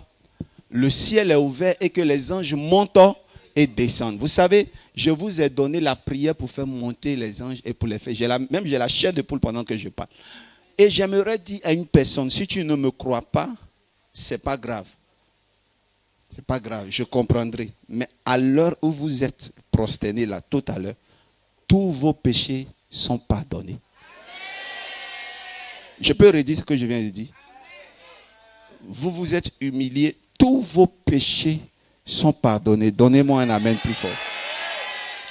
Alors tu vas venir devant moi ici. Amen.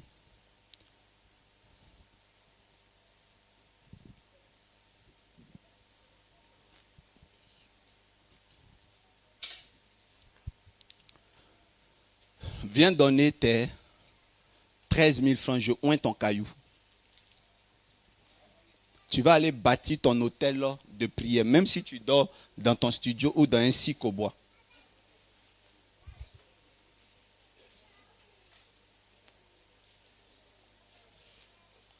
J'imite exactement ce qui a été fait dans la Bible.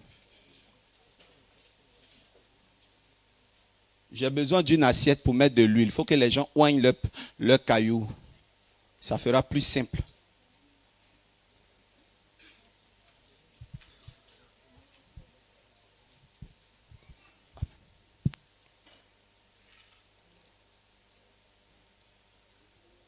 Alléluia. Toi qui me suis en ce moment, Madame Allô Israël du Canada, Abi de France, le couple Aka de France, famille Cassie des États-Unis. J'espère que vous avez votre caillou dans la main. Le plan de Johan n'a pas de belles images, puisque là on a toute la foule.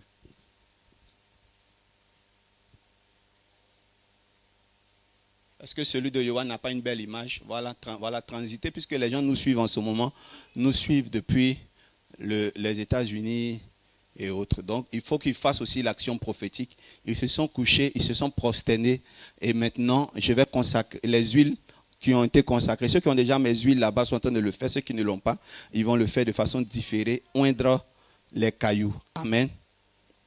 Alors, donc, je demandais une assiette. En fait, c'est comme ça qu'on devait faire. Dépose mon huile là. Voilà. Touche. Touche avec ton caillou et tu pars. Merci Seigneur. Va à ta place. Tu déposes ton offrande. Tu touches et tu vas à ta place. Le reste là, je vais vous montrer. J'espère que je n'ai pas oublié l'étape où on jette le caillou à terre. On a fait? Ok, Dieu merci. Dieu merci. Parce que c'était une étape très importante avant d'oindre.